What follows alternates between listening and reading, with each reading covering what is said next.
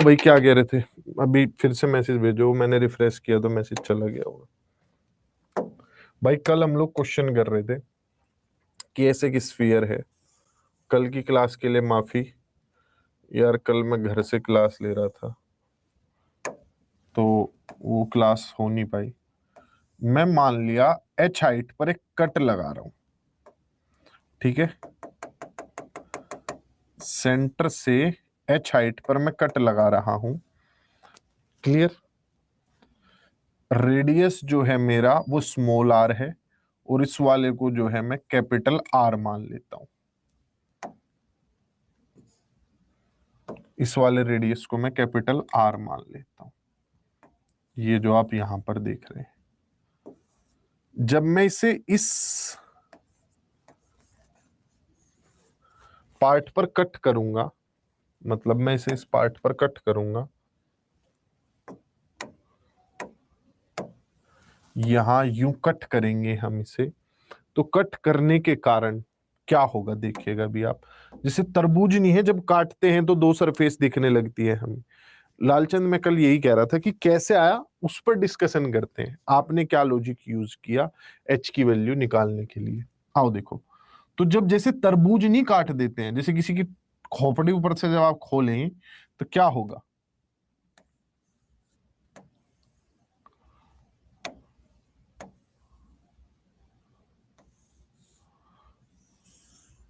तो आप अगर देखें स्पीयर कट होने के कारण आपके सामने दो नए एरिया बने हैं, एक ये वाला एरिया, एक ये वाला एरिया। ये नया सरफेस है, ठीक है। और क्वेश्चन में यह भी कहा गया है कि इधर से इधर आने की वजह से आपका 25% सरफेस एरिया इंक्रीज हो गया है। क्या हो गया? 25% सरफेस एरिया इंक्रीज हो गया है। अब सरफेस एरिया क्या था इसका? इसका सरफेस एरिया था आपका 4 पाई r² और इसका 25% इंक्रीज हुआ है, यानी कि आपका जो एरिया है वो πr² इंक्रीज हुआ है। अगर आप इस साइड से देखें तो जो नया सरफेस है वो कितना है? नया सरफेस है 2 πr²। क्लियर? बताइए भाई, नया सरफेस यही तो है। ये एक सर्किल ऊपर वाला एक नीचे वाला, यही दो कट किया, टोपी यूं हटाई तो एक सर्किल नीचे बन गया, एक ऊपर बन गया। नया सरफेस तो ये आया है। अब हमें निकालना है एच को इन टर्म्स ऑफ आर।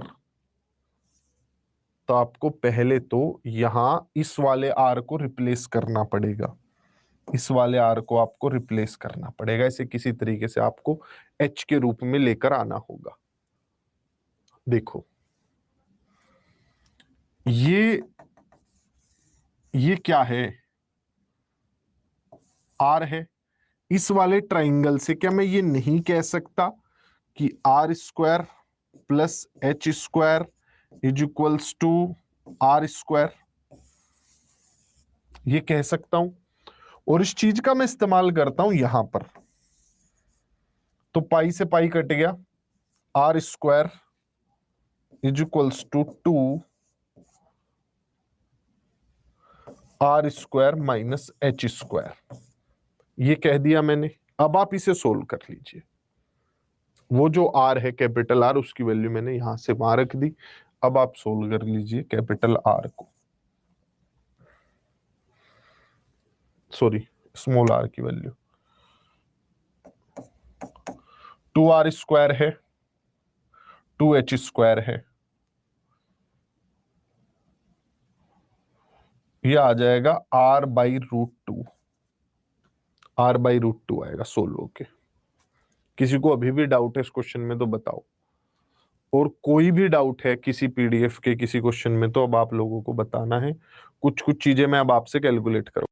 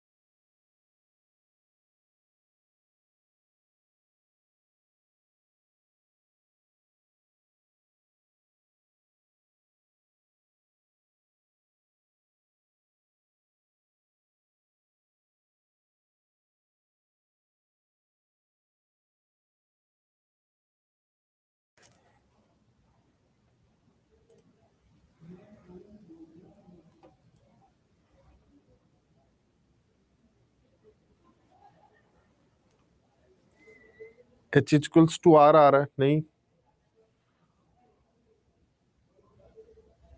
एक बच्चा कह रहा R equals to root two are.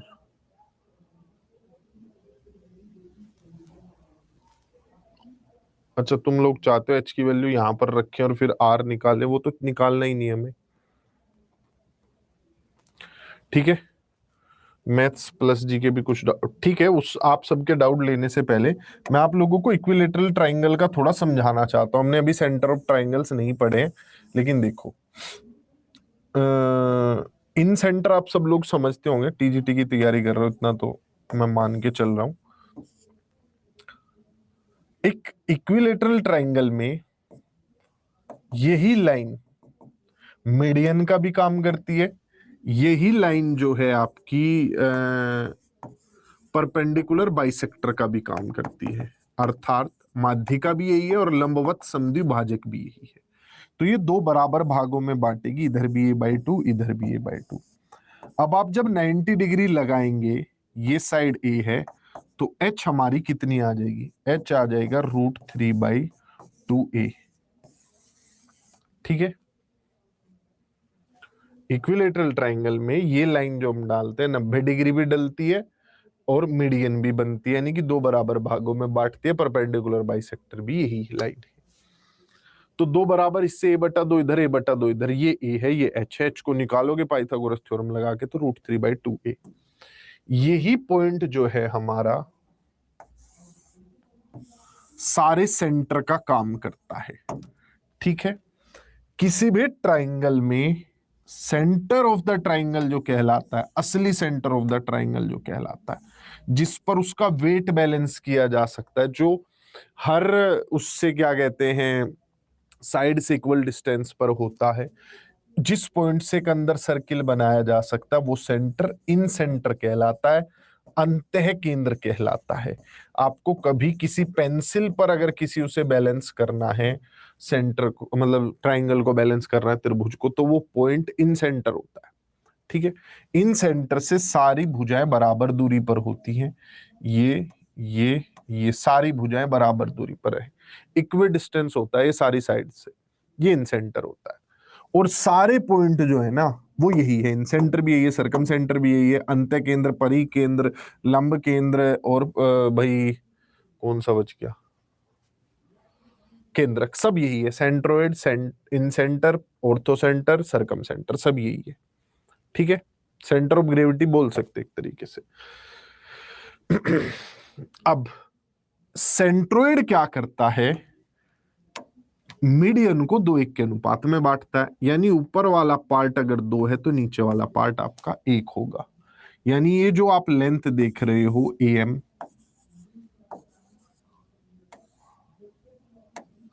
इस पॉइंट पर ये 2:1 के अनुपात में बटी होती है। इसे O मान लेते हैं, किस अनुपात में बटी होती है, 2:1 के अनुपात में बटी होती है। और इसकी पूरी की लेंथ कितनी है, अगर आप यहां से यहां तक कैलकुलेट करें तो √3/2a होती है, पूरी की अगर आप लेंथ कैलकुलेट करें। तो ये वाला पोर्शन कितना होता है, आप इसे √3/2a को 2:1 के अनुपात में बांटोगे तो ये वाला पोर्शन आ जाएगा a/√3 और ये वाला पोर्शन आ जाएगा इसका आधा, यानी a/2√3, इसका हाफ। ठीक है, यहां से ये वाला डिस्टेंस a/√3 होता है, नीचे वाला डिस्टेंस a/2√3 होता है। ये आपको पता होना चाहिए, क्योंकि अगर ये नहीं पता होगा तो आप अगला सवाल यानी एक टेट्राहेड्रन, चतुष्फलक को नहीं समझ पाएंगे। ये है टेट्राहेड्रन, चतुष्फलक, ये 4 इक्विलेटरल ट्राइंगलों से मिलकर बना होता है। ठीक है, 4 समबाहु त्रिभुजों से मिलकर बना होता है। इसका सरफेस एरिया अगर आपको निकालना हो तो मुझे नहीं लगता कि किसी भी बालक को कोई भी दिक्कत होगी। सरफेस एरिया आप तुरंत बता दोगे। अगर वो लेटरल सरफेस है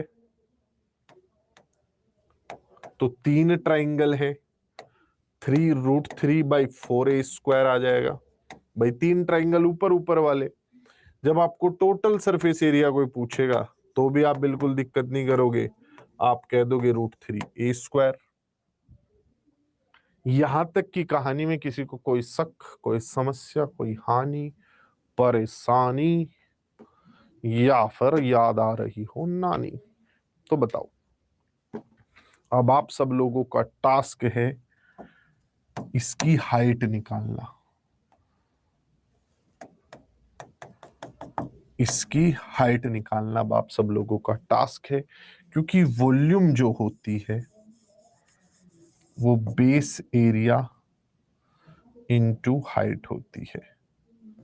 1/3 बेस एरिया इनटू हाइट।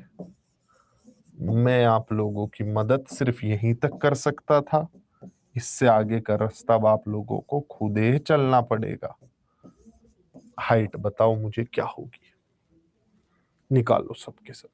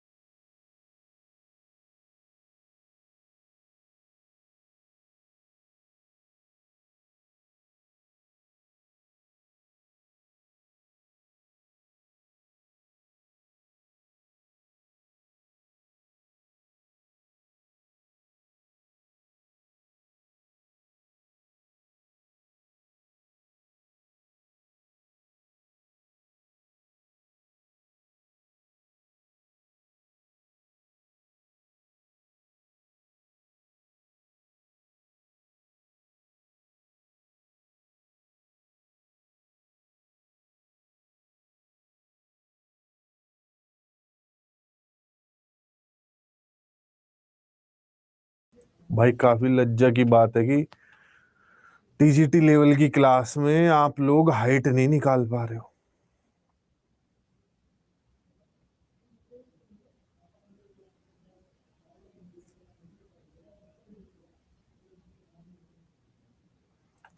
और मैंने सब कुछ लगभग अभी इक्विलेटरल ट्रायंगल में आपके सामने रख भी दिया था, समझा भी दिया था। देखो मैंने अभी अभी आप लोगों को बताया था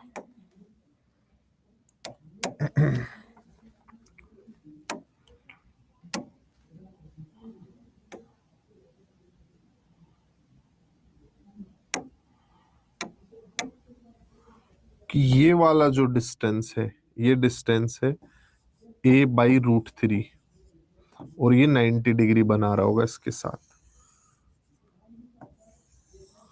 ऐसे। ठीक है, अब यहां से a² = h² + a²/3 आ गया। ठीक है, h² कितना आ गया, ये उधर जाके माइनस होगा, 2a²/3 आ गया। अब h कितना आ गया, √2 a√2/√3 आ गया। ठीक है, अब इसे लाके यहाँ रख देते। काफी मतलब हद्दी हो गई, मुझे उम्मीद थी निकाल लोगे यार, क्या सोच के बैठे रहते हो, कुछ तो ट्राई किया करो भाई, ऐसा ना किया करो। उम्मीदें हैं भारत सरकार को तुम लोगों से।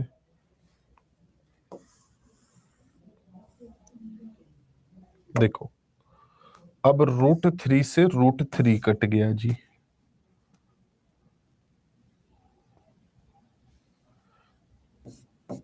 a³ √2/12 आ गया। इसकी वॉल्यूम निकालने का तरीका, a³ √2/12, इसे लोग रट भी लेते हैं, आप भी रट सकते हैं, कोई दिक्कत नहीं है। दूसरा इसे लिखने का तरीका बता देता हूं। ए क्यूब से अगर आप इसे नीचे वाले को कट करोगे तो ए क्यूब बाई 6√2 भी लिख सकते हो, दोनों सेम है। वॉल्यूम ऑफ ए टेट्राहेड्रन, एक चतुष्फलक की वॉल्यूम ये है, ए क्यूब बाई 6√2, ए क्यूब √2/12। किसी को कोई शक, कोई समस्या, कोई हानि परेशानी तो मुझे बताएं, अन्यथा फिर चलता हूं मैं सवालों पर।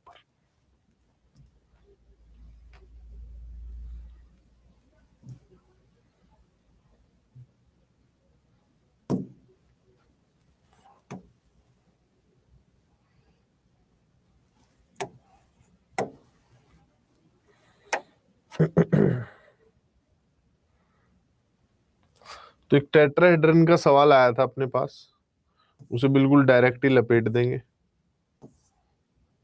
मैंने उस टाइम पे कहा था कि अभी तुम समझ नहीं पाओगे,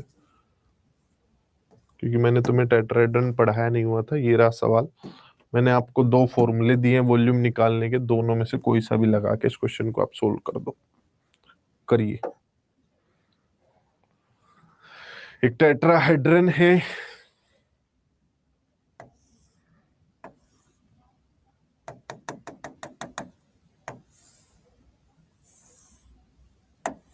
जिसकी साइड 3 दी हुई है।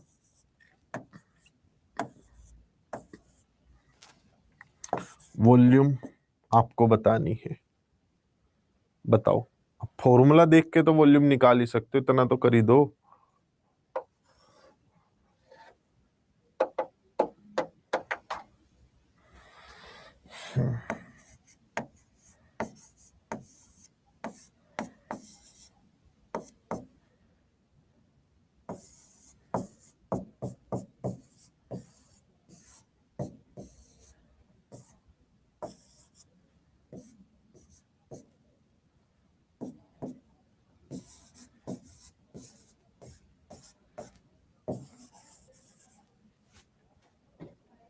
क्वेश्चन का आंसर होगा ए। ठीक है, अब आप लोगों के डाउट ले लेता हूँ, बताइए कौन कौन से डाउट है। मैथ्स प्लस जी, आप शायद 30 नंबर डाउट बता रहे थे।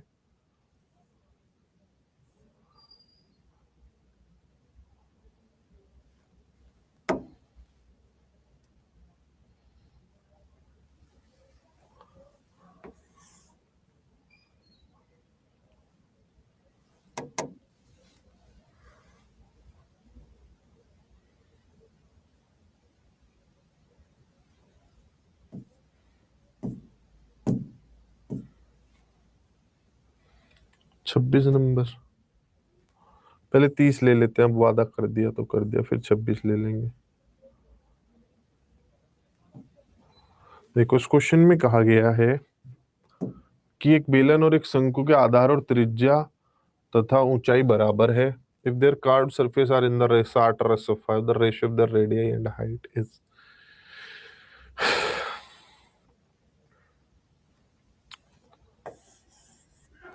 एक सिलेंडर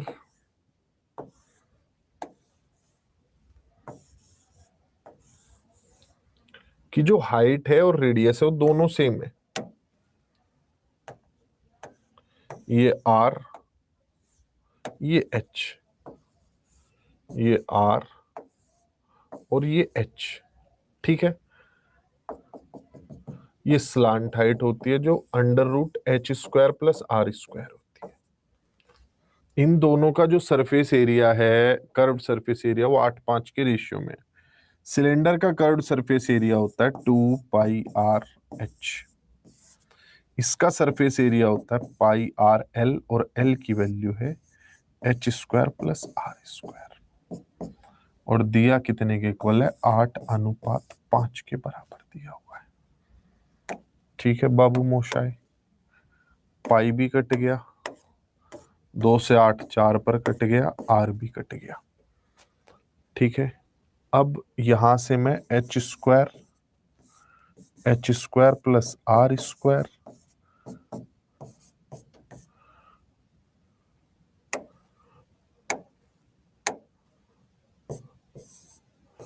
16/25 लिख देता हूं। तो मुझे नहीं लगता अब कोई इतनी बड़ी समस्या है यहाँ से एच और आर की वैल्यू निकालना। इसको देखते हुए एच और आर की वैल्यू कोई भी निकाल देगा। एच कितना आएगा 4 और आर कितना आएगा 4 के स्क्वायर में, यानी 16 में जोड़ के 25 आना चाहिए, तो 9 जोड़ के आता है, तो वो कितना होगा 3। एच और आर की वैल्यू 4 और 3 आ गई। हमको उनकी त्रिज्याओं और ऊंचाई का अनुपात बताना है 3:4। और बताओ भाई, किसी को कोई डाउट? 26 नंबर की तरफ चले। मैथ्स प्लस जी आप समझ गए भाई। डाउट पूछो जितने से ज्यादा हो सके। डाउट जब तक नहीं हो, मतलब प्रक्रिया में कमी है कहीं ना कहीं। डाउट अगर आप पढ़े हैं तो डाउट होंगे ही होंगे, और डाउट है तो क्लियर करने ही करने पड़ेंगे। अगर डाउट ही नहीं हो रहे मतलब आप पढ़े ही नहीं है।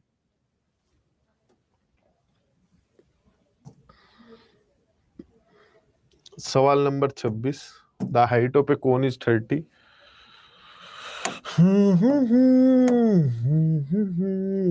उससे हम जो है समांतरिक तल द्वारा एक छोटा शंकु काटा जाता है। इसका आयतन दिए गए शंकु का 1/7 है, तो छोटे शंकु की ऊंचाई कितनी होगी? देखिए, इसके लिए आपको कॉन्सेप्ट पढ़ना पड़ेगा। मैं ये सवाल अभी डिस्कस करने से बच रहा था क्योंकि अभी आपने सिमिलैरिटी नहीं पढ़ी है। पहले सिमिलैरिटी देख लो थोड़ी सी, समरूपता इतनी तो आती होगी तुम्हें, मैं मान के चल रहा हूं। अगर मैं किसी चीज को कट कर दूं ऐसे, ठीक है, ऐसे मैं कट कर दूं, फ्रस्टम कुछ नहीं है, फ्रस्टम जैसा कुछ नहीं होता, सब कुछ सिमिलैरिटी से आ जाता है। ये तो सब पढ़ाने के नाम पे जबरदस्ती के टॉपिक है। आ जाओ, एरिया ऑफ सेक्टर वेक्टर भी बताओ। अब ये भी तुम्हें क्या लग रहा है, ये भी पढ़ाना पड़ेगा क्या? पूरा पाई आर स्क्वायर पूरे 360 डिग्री के लिए है, ठीक है। सिर्फ थीटा के लिए कितना होगा?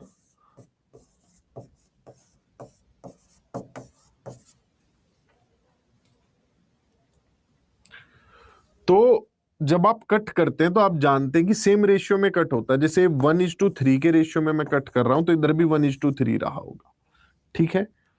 तो जहां मेरा छोटे वाला ट्राइंगल की साइड 1 है तो बड़े वाले ट्राइंगल की साइड 4 है, मान रहे हो? बोलो।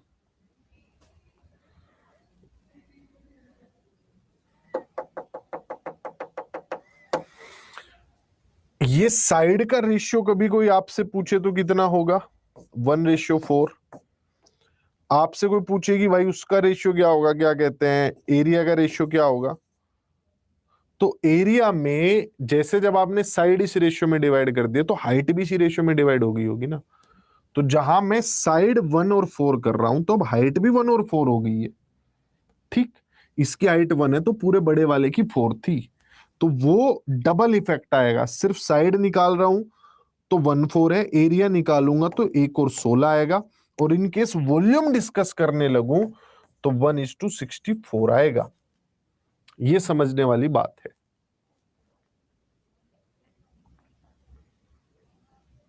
क्योंकि जब आप वॉल्यूम निकालते हैं तो 3 साइड लेते हैं या साइड की 3 बार गुणा करते हैं। जैसे क्यूब है, साइड की 3 बार गुणा की जाती है, लेंथ ब्रेड्थ हाइट तीनों चीजें फैक्टर में आ जाती है। लेंथ भी 1:4 के रेशियो में, ब्रेड्थ भी और हाइट भी 1:4 के रेशियो में, तो फिर क्यूब का इफेक्ट आता है। तो जहां एरिया निकालने पे 116 होता, वॉल्यूम निकालने पे 164 होगा और साइड निकालने पे 1:4 होगा। अब इस चीज को कोन की नजरों में देखते हैं।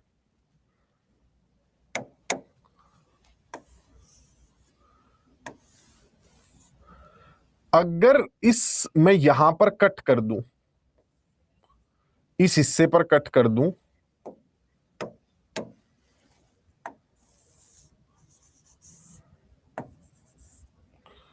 और इस छोटे वाले की जो वॉल्यूम है वो पूरे बड़े वाले की वॉल्यूम का 1/27 है, वॉल्यूम का रेशियो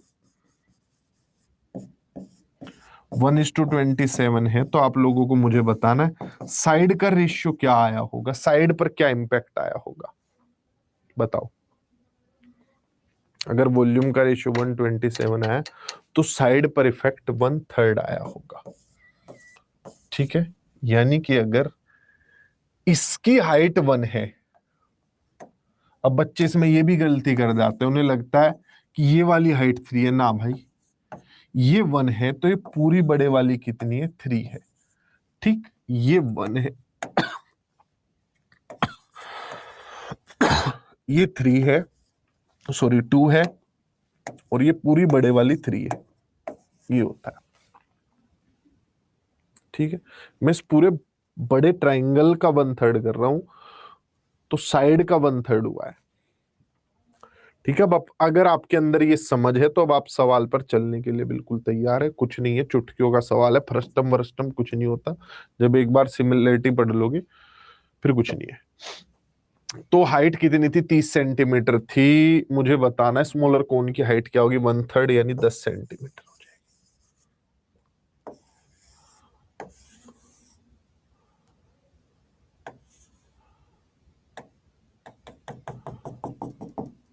ये पूरी लेंथ कितनी थी? 30 सेंटीमीटर। सिर्फ ऊपर वाली आपसे कोई पूछेगा तो 10 सेंटीमीटर। ठीक है, क्लियर? और डाउट बताइए भाई।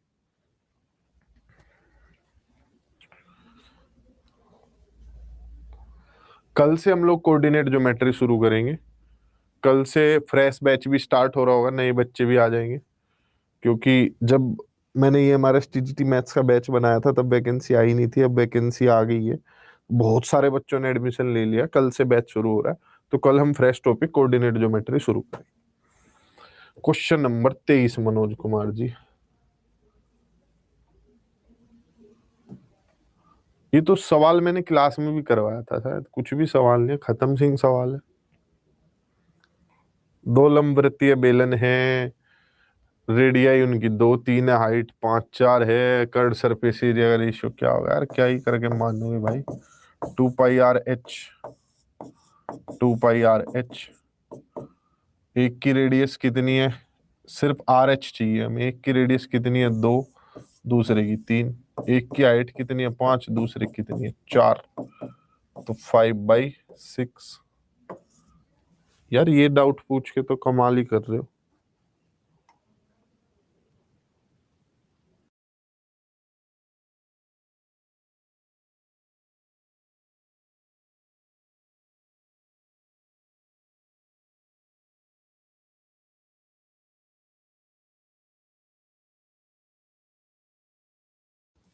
कुछ कुछ पोर्शन लालचंद जी रोहित सर पढ़ाएंगे, तो थोड़ा बहुत पार्ट एक्स्ट्रा ऐड हुआ है।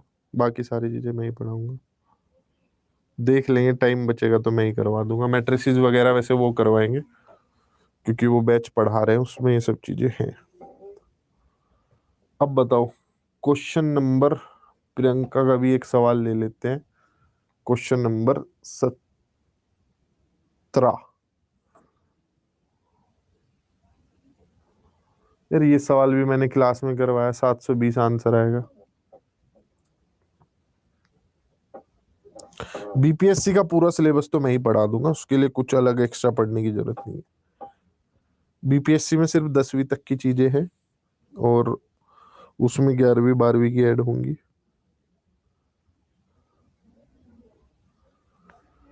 तो ये सवाल तो मैंने क्लास में ही करवाया, ये तो डिस्कस नहीं करेंगे। क्वेश्चन नंबर 24 पे चल लेते हैं।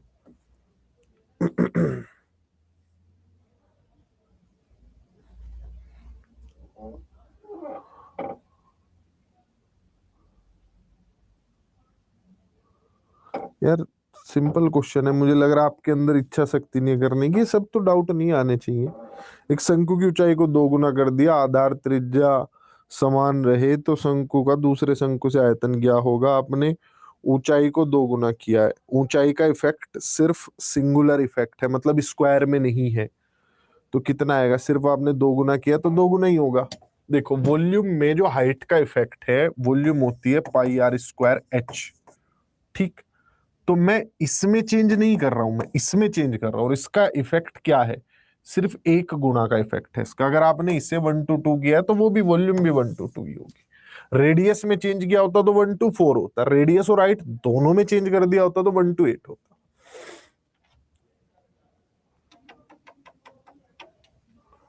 ठीक है। और डाउट, ये तो सब सवाल यार देख के सूंघ के कर दे आदमी।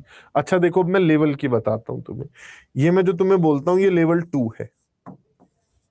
जैसे मैं टेट्राहेड्रन की वॉल्यूम तुम्हें बता रहा हूं, वो लेवल 2 है। तुम्हारे फॉर्मूला याद है, आंसर करो। कौन वाला सवाल था, लेवल 2 है। ये सब सवाल लेवल 2 के। जो हम स्पीयर वाला सवाल कर रहे थे वो लेवल 3 है। वो मुझे उम्मीद नहीं है कि उतना हार्ड पूछेंगे। केवीएस में नहीं पूछा था, लेकिन आप प्रैक्टिस करते रहे, समझते रहे। मेरा काम समझाने का है। हालांकि बाद में बच्चे पेपर से आके तो भला बुरा ही बोलते हैं।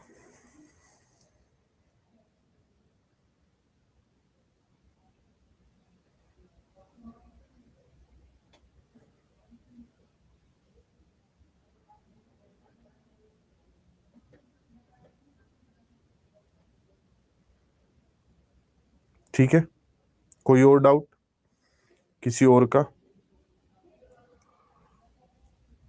Doubt doubt doubt, ask me doubts.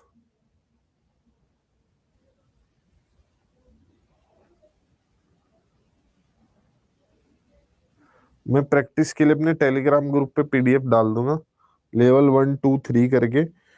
आप लेवल 2 तक कर लेना, मतलब उसमें है बिगिनर, इंटरमीडिएट, एक्सपर्ट, ऐसे आंसर के साथ वाले डाल दूंगा।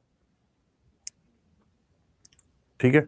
वो मैंने केवीएस के टाइम पे भी दी थी, बहुत अच्छी पीडीएफ्स हैं उनमें, लेकिन आपको उससे बाहर सवाल कभी नहीं जाएगा। लेवल 1 लेवल 2 तक सोल्व कर लेना, डिफिकल्ट वाला अपने ले उस पे सोल्व करना, रिस्क पे। मैं कोई किसी को इंस्टिगेट नहीं कर रहा हूँ कि कर ही लेना।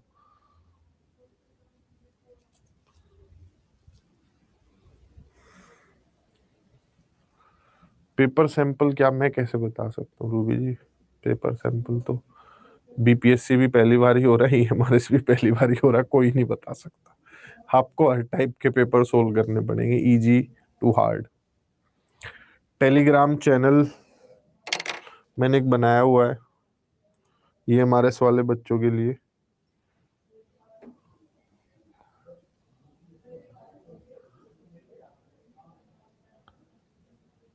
और मतलब टीजीटी वालों के लिए बनाया हुआ है।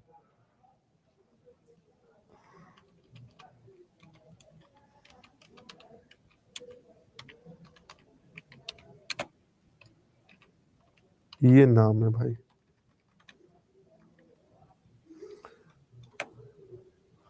अब्दुल मतीन जी। वहीं से प्रैक्टिस करनी है जो पीडीएफ दूंगा, लेवल 2 तक।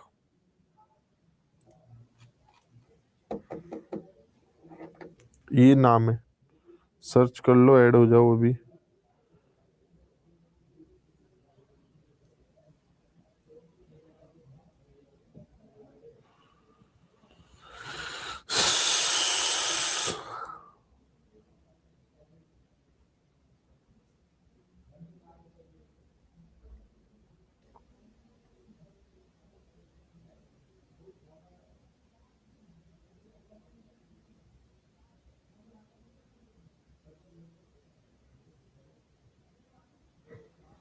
ये विद सॉल्यूशन पीडीएफ है, अच्छी पीडीएफ है, प्रीवियस ईयर क्वेश्चन है इसमें।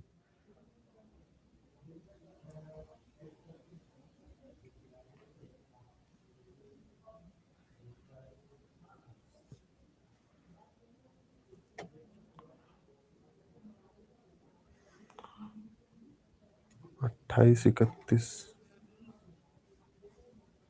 2D का डाउट है।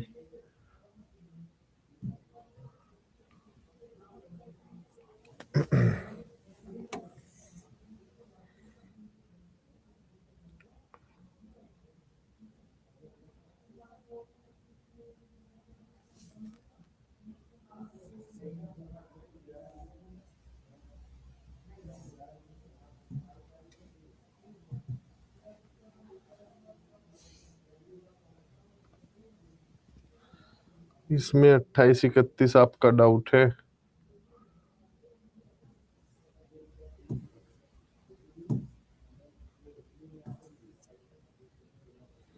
ये है इसमें 28 वाला सवाल, तो बताओ यही डाउट है क्या?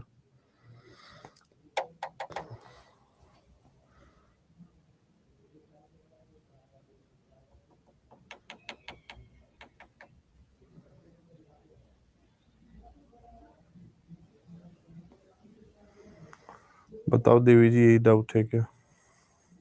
देव जी,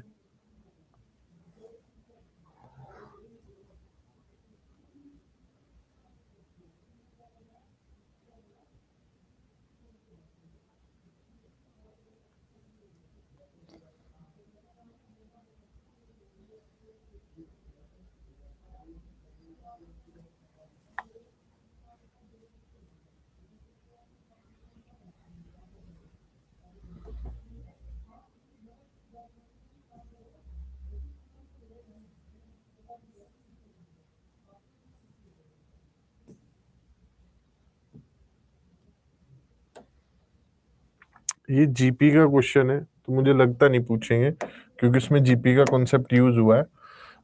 लेकिन एक इनफाइनाइट जीपी जिसमें आर जो है वो 1 से कम होता है, उसका फॉर्मूला ये होता है। जब आप इक्विलेटरल ट्राइंगल को देखते हैं तो इसकी साइड 36 है, ये भी 36, ये भी 36। जब आप इसके मिड पॉइंट्स को ज्वाइन करेंगे तो ये साइड है 18 18 बनेंगी। मिड पॉइंट ज्वाइन करने पे इसकी आधी बनती है, और ये ऐसे ही चलता चला जाएगा, फिर 9 बनेगी। और हमें क्या पूछा है? पेरीमीटर। जैसे पेरीमीटर है, बाहर वाले का पेरीमीटर 108, अंदर हाफ हो जाएगा 54, फिर 27 हो जाएगा। इस प्रकार सो ऑन ये प्रोसेस चलता रहेगा। इसमें ए है 108, 1 माइनस जो आर है कॉमन रेशियो है वो 1/2 है। ये हाफ बचेगा, 2 ऊपर चला जाएगा, 216 आ जाएगा। लेकिन जीपी का क्वेश्चन आएगा नहीं। अब्दुल मतीन जी देखिए भाई, ये तो प्रैक्टिस सेट की पीडीएफ है, तो सिर्फ बस चली भी गई क्या पीडीएफ? तो मैं एक्स्ट्रा एफर्ट मार के दे रहा हूँ। वरना आप कोई प्रैक्टिस बुक खरीद ले जिससे भी आप प्रैक्टिस कर रहे हो।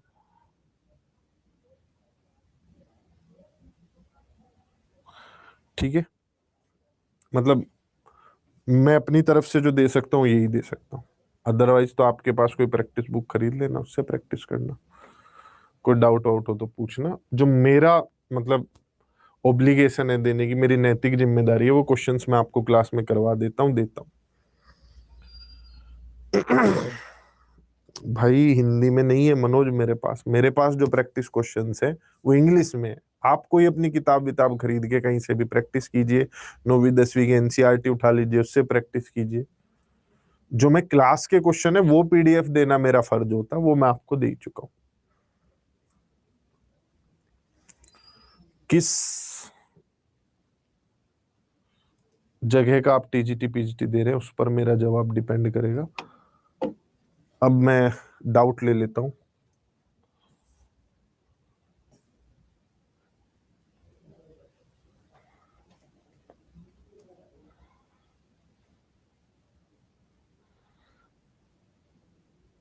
ईएमआरएस, देखो टीचर्स जो क्वेश्चन करा रहे हैं वही करने पड़ेंगे, क्योंकि पहली बार एग्जाम हो रहा है, नहीं पता किसी को। ये वाला आप क्वेश्चन कह रहे हो, देखो ये पॉलीगन का क्वेश्चन है, इसका भी इससे कोई लेना देना है नहीं, मेंसुरेशन 2D से। वैसे क्वेश्चन बाय मिस्टेक डला हुआ, बाकी मैं बता देता हूं। किसी भी पॉलीगन में जो एक्सटीरियर एंगल होता है और जो इंटरनल एंगल होता है, इनका सम होता है 360 डिग्री। ठीक है, कितना होता है? 360 डिग्री। अरे बाबा का लिख दिया, 180 डिग्री। और बाहर के सारे कोणों का योग, ये जो बाहर के जितने भी कोण हैं, जैसे ये है, ये है, ये है, ये है, फिर ये है, इन सब का योग जो होता है, ऑल एक्सटीरियर एंगल्स का जो योग होता है वो होता है 360 डिग्री। ठीक है, बाहर के सारे कोणों का योग, बाह्य कोणों का योग। ये दो जानकारी आपके पास है तो आप सवाल हल कर सकती हैं। एन भुजा वाले एक नियमित बहुभुज के बाहरी कोण और एक अन्य n+1 भुजा वाले एक नियमित बहुभुज के बाहरी कोणों का अंतर 5 डिग्री के समान है, तो एन का मान क्या होगा? आपके पास ये जानकारी, आप इससे हल कर सकते हैं। देखो आप, या तो आप एक काम कर लो, एन की वैल्यू ये है, ये n+1 है, 6 7 8 9। आप बाहर के सारे कोणों का योग मिलके 360 होता है, ऐसे। यानी अगर आपको बाहर का कोण निकालना है तो 360 को नंबर ऑफ साइड से भाग कर दो, आपके पास आ जाएगा। जैसे 1 2 3 4 5 कोण बन रहे, 5 आपके कोण है, तो प्रत्येक एंगल कितना आएगा? 180।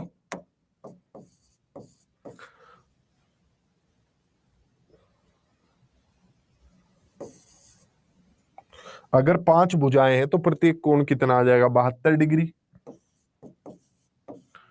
6 है तो 60 डिग्री आ गया, तो यहां पर तो अंतर 12 है। 6 और 7 से 360 कटता नहीं ना, इससे कटता। 8 और 9 से कट जाएगा 360। 8 से जब मैं कट करूंगा 360 डिग्री को, बाहर के सारे कोणों का योग 360 है। अगर भुजाएं 8 होंगी और मैं 8 से कट करूंगा तो 8 चौके 32, 45 डिग्री। 9 से करूंगा कट तो 40 डिग्री। इस वाले में अंतर 5 डिग्री। आंसर हो जाएगा डी। आपको एक कोण निकालना है बाहर का, तो 360 डिग्री को भुजाओं से भाग कर देते हैं। 8 भुजा है, मैं 360 को 8 से भाग करूंगा तो बाहर का प्रत्येक कोण 45। अगर n+1 लूं, मतलब इससे एक भुजा ज्यादा वाला बहुभुज लूं, पॉलीगन लूं, जो कि इसमें कहा गया n+1 वाला अगर आप लें, यानी 9 भुजा वाला लूं, तो 40 डिग्री आएगा। तो अंतर 5 डिग्री होगा। और कोई डाउट भाई किसी का? अच्छा, एक रेन वाला क्वेश्चन कह रहे हो, रेन वाला क्वेश्चन बता देता हूं। वो तब नहीं बताया था इसलिए मैंने, क्योंकि उस समय पे ये क्वेश्चन जो है, ये क्वेश्चन किसका बनता है? ये बनता है 3D का क्वेश्चन बन जाता है। मेरे पास एक जमीन है 1.4 हेक्टेयर की, ये जमीन है 1.4 हेक्टेयर। हेक्टेयर जो होता है, 1 हेक्टेयर होता है 10,000 मीटर स्क्वायर। कितना? 10,000 मीटर स्क्वायर। तो मेरे पास ये जमीन है जो कि 14,000 मीटर स्क्वायर बैठती है। इस पे पानी होके पानी भरने लगा, बारिश होके, बरसात होके पानी भरने लगा, ऐसे ऐसे। पानी की जितनी हाइट होगी उतनी वॉल्यूम आएगी। रेनफॉल हुआ 4 सेंटीमीटर, मतलब 4 सेंटीमीटर बारिश हो गई। 4 सेंटीमीटर को आप 0.04 मीटर भी कह सकते हैं। ठीक है, इतने बारिश हो गई। अब आपको वॉल्यूम निकालनी है। वॉल्यूम होती है बेस का एरिया। बेस का एरिया कितना? 14,000 मीटर स्क्वायर जमीन है। इस पे जो बारिश हुई है वो 0.04 हुई है।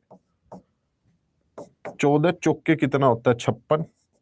ये जो पॉइंट है ये 2 जीरो खा जाएगा, 1 जीरो बचेगी। 560 metre cube B.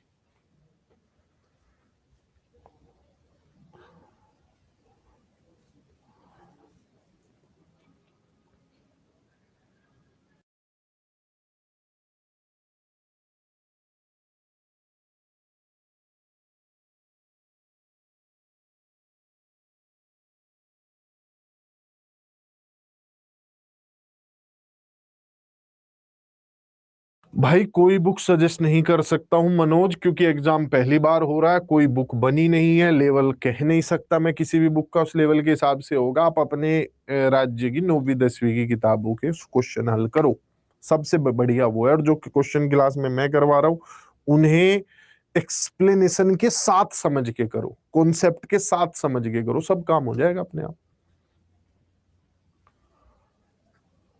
Question number 19 ये वाला, ABCDJ parallelogram, EFHO mid point है। ये भी हम कर चुके हैं क्लास के दौरान। देखिए, ABCD एक पैरेललोग्राम है।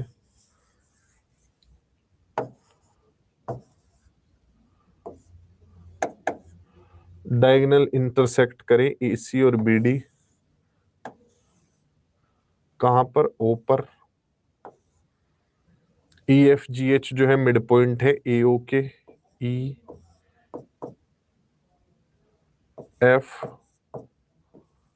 EFGH, EFGH का रेशियो क्या होगा इसके साथ? ये मैथ्स प्लस जी आपको खुद करना है, ये आज ही मैंने समझाया है किसी क्वेश्चन में आपको, ये खुद ही करना है। ठीक है, मैंने बताया है अगर ये मध्य बिंदु है, यानी ये एक एक के अनुपात में बट रही है, तो ये भुजा आपकी अगर x है तो ये x/2 होगा। इसका इस्तेमाल करना है। हाँ मुकेश है, ये हमारे इसके लिए क्लास है। Length of square and rhombus, ये भी करवा रखा है मैथ्स प्लस जी क्लास में, करवा रखा है इस क्वेश्चन को।